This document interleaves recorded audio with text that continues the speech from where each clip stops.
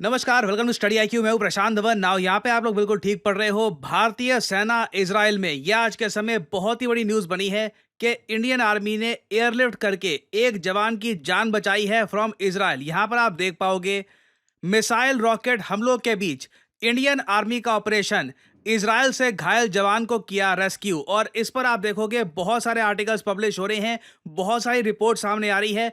Obviously आपके mind में यहाँ पर क्वेश्चन आएगा, वेट, हुआ क्या है, भारतीय सेना यहाँ पर क्या कर रही है? और एक लार्जर क्वेश्चन आपके माइंड में यहाँ पर यह भी होगा कि क्या इजराइल और हिजबुल्लाह के बीच में एक फुल स्केल वॉर होने वाली है? जो बार बार सीज फायर की कॉल दी जा रही है यूएस द्वारा, फ्रांस द्वारा, उस सब का क्या? सब कुछ बहुत ज्यादा सरल भाषा में आपको समझाता हूं। हो क्या रहा है और भारतीय सेना ने किस तरीके से एक जवान की यहां पर जान बचाई है। नाउ यहाँ पे आप देख पाएंगे, ये है एशिया का मैप और ये है हमारा प्यारा भारत। नाउ इंडिया से आप अगर वेस्ट को जाओगे तो यहाँ पे आपको दिख जाएगा इजराइल, और ऊपर नॉर्थ में ये जो देश है ये है लेबनान। लेबनान का जो साउथ का रीजन है, यहाँ पर लेबनान की सरकार का कंट्रोल जीरो है। यहाँ पर एक ग्रुप डोमिनेट करता है, एक मिलिटेंट ग्रुप जिसका नाम है हिजबुल्लाह। हिजबुल्लाह देखिए लगातार इजराइल के सिविलियंस पे अटैक कर रहा था, और इजराइल ने इन दी एंड डिसाइड ये किया कि ये पूरे सदर्न लेबनान पर बॉम्बिंग करेंगे। अब यहाँ पे आप कहोगे पूरे सदर्न लेबनान पे बॉम्बिंग की आवश्यकता क्या है? देखिए, इजराइल का तर्क यहाँ पर यह है कि लेबनान ने ना जो रिहायशी घर हैं उनके ग्राउंड फ्लोर पर बहुत सारे मिसाइल छुपा रखे हैं। ये मिसाइल्स कभी भी बाहर निकलकर इजराइल की तरफ अटैक कर देते हैं। तो अनफॉर्चुनेटली इजराइल कह रहा है कि इनको सिविलियन जो घर हैं उनको टारगेट करना होगा। इधर आप देख पाओगे। Where do cruise missiles live? In Lebanon, the answer is inside the homes of Lebanese civilians. Let's take a look at a page from Hezbollah's playbook. For over 20 years, the terror army that effectively controls southern Lebanon has been paying Lebanese civilians to store rockets, rocket launchers, explosive UAVs, and cruise missiles inside their homes. Why? Hezbollah thinks that by creating human shields around these weapons, they'll be able to fire them at Israel without Israel defending itself. तो जैसे आपने सुना, यहाँ पर Israel कह रहा है कि हिजबुल्लाह ने आम नागरिकों को ये कह रखा है यहाँ पर कि इनको हर महीने पैसे मिलेंगे, आपको बस मिसाइल, क्रूज मिसाइल और वेरियस मिलिट्री इक्विपमेंट है ये रिहायशी इलाकों में स्टोर करके रखना है। नाउ इजराइल के सामने प्रॉब्लम यही है कि अब ग्राउंड ऑपरेशन इनको करना होगा, तभी बहुत सारे इलाकों में, जिन इलाकों को हिजबुल्लाह ने कन्वर्ट कर रखा है from civilian area to military zones, इनको कंप्लीटली ये डिस्ट्रॉय करेंगे। और इजराइल कंप्लीटली रेडी है। जहां पर तक हम देख पा रहे हैं, इजराइल ग्राउंड इन्वेजन के लिए तैयार है। यूएसए, फ्रांस, कई कंट्रीज ने गुहार लगाई इजराइल को कि प्लीज टू फ्रंट वॉर में मत उलझ जाना। एक फ्रंट वॉर तुम्हारी ऑलरेडी चल रही है हमास के साथ, टू फ्रंट वॉर में उलझ मत जाना। मगर इजराइल ने सीज फायर का प्रपोजल कर दिया है रिजेक्ट। ये लोग कह रहे हैं कि ये हिजबुल्लाह से लड़ते रहेंगे विद फुल फोर्स। तो इजराइल तो अपनी तरफ से देखिए फुल स्केल वॉर की तरफ बढ़ रहा है, हिजबुल्लाह भी पीछे हटना नहीं चाहता।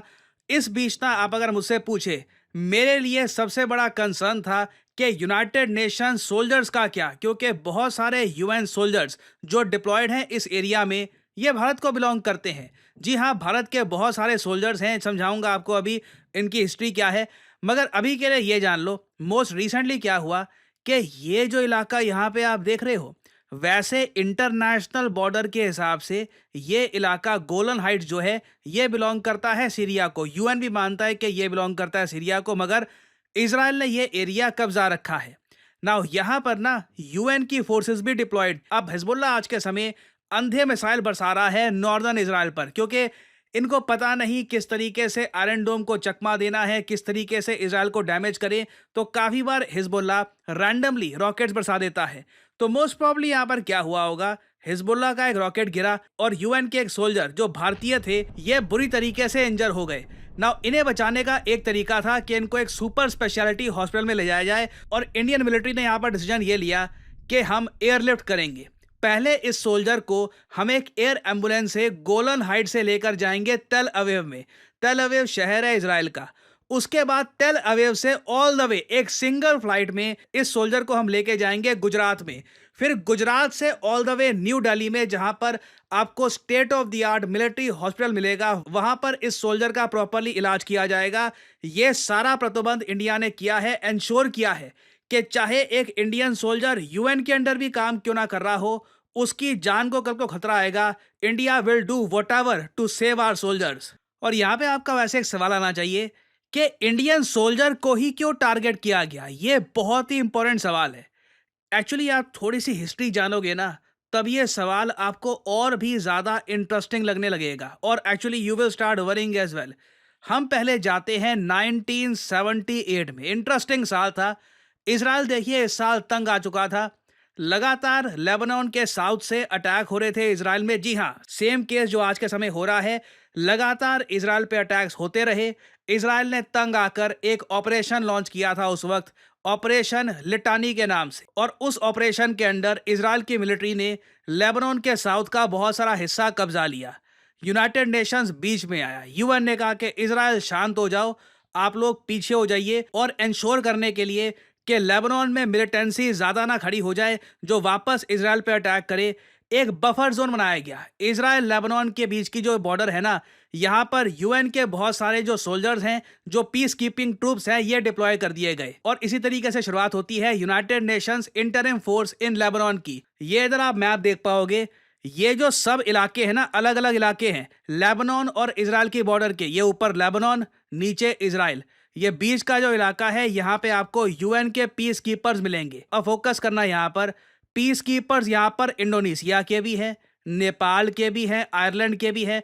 अलग अलग सेक्शंस अलग अलग कंट्रीज को दे रखे हैं कि यहाँ पे आप पीस कीपिंग मेंटेन करोगे, इंश्योर करोगे कि लड़ाई ना हो जाए दोनों आपस में, लेबनान और इसराइल। एक्चुअली प्राइमरली मैं कहूँगा हिजबुल्ला और इसराइल आपस में लड़ना ना स्टार्ट कर दे।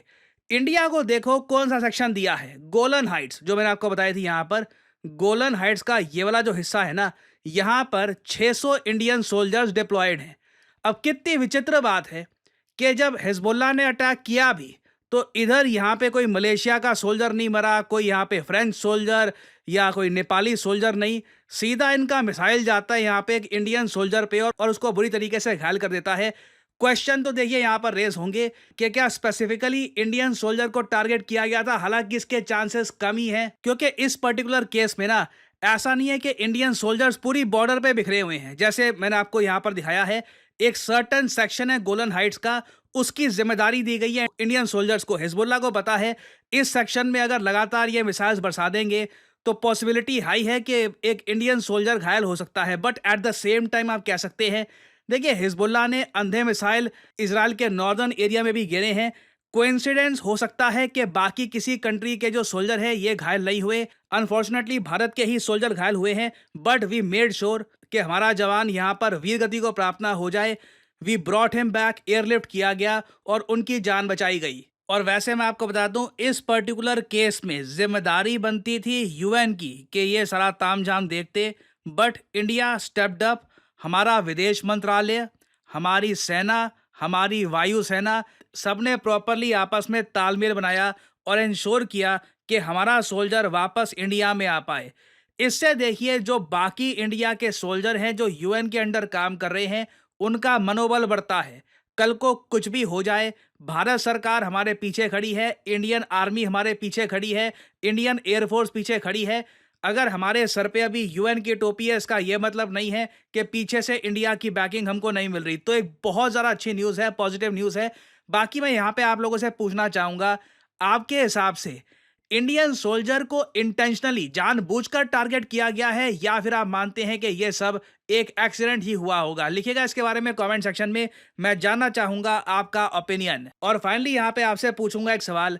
देखिए हाल ही में वो कौन सा देश है जिसने एक नया कामाकाजी मतलब आत्मघाती ड्रोन शहीद 136B लॉन्च किया है? ये काफ़ी न्यूज़ में है। मोस्ट प्रॉब्ली इजराइल के अगेंस्ट भी ये यूज़ हो सकता है। बताइए किस कंट्री ने अनवील किया है ये नया ड्रोन? ये है यहाँ पे आपकी ऑप्शंस, यमन, पाकिस्तान, ईरान या फिर इजराइल। कमेंट सेक्शन में करिए उत्तर। जो लोग सही आंसर देंगे उनकी कमेंट को मैं हार्ट दे दूंगा ताकि बाकी लोग समझ पाएं कि सही उत्तर क्या है। और फाइनली यहाँ पे आप लोगों के लिए एक इम्पॉर्टेंट मैसेज। स्टडी IQ का रिसेंट टाइम्स में सबसे सक्सेसफुल इनिशिएटिव रहा है प्रतिज्ञा बैचेस। हमने बहुत सारे प्रतिज्ञा बैचेस ओपन किए और पूरे भारत से आज के समय हजारों स्टूडेंट्स हैं जो स्टडी IQ के साथ मिलकर प्रतिज्ञा बैचेस के अंडर UPSC एग्जाम की तैयारी कर रहे हैं। Now all good things come to an end. हर अच्छी चीज का अंत होता है, तो प्रतिज्ञा बैचेस भी अब हमारे समाप्त हो रहे हैं। कुछ ही दिनों में प्रतिज्ञा बैचेस का एंड हो जाएगा, तो आपके सामने एक गोल्डन अपॉर्चुनिटी है, लास्ट चांस है आपके पास टू जॉइन द लास्ट प्रतिज्ञा बैच। तो आपको करना क्या है, कमेंट सेक्शन में जाइए, यहाँ पे आपको लिंक मिल जाएगा यूपीएससी IAS GS फाउंडेशन प्रतिज्ञा बैच का। याद रखिएगा, दिस इज द लास्ट प्रतिज्ञा बैच। इसके बाद ऑल टुगेदर नया बैच सामने आ जाएगा। तो ये आपके सामने है गोल्डन अपॉर्चुनिटी। जो प्राइस यहाँ पर लिखा है, नेवर पे दिस प्राइस, सिंपली यहाँ पर कोड डालिए PG10 और प्राइसेस गिरना शुरू हो जाएंगे और एक हैवी डिस्काउंट के अंडर आप ये कोर्स कर सकते हैं purchase. So use the code PG10 and save money. So इसी नोट के साथ ये है वीडियो का अंत। Thank you for listening and as I always say, may the gods watch over you.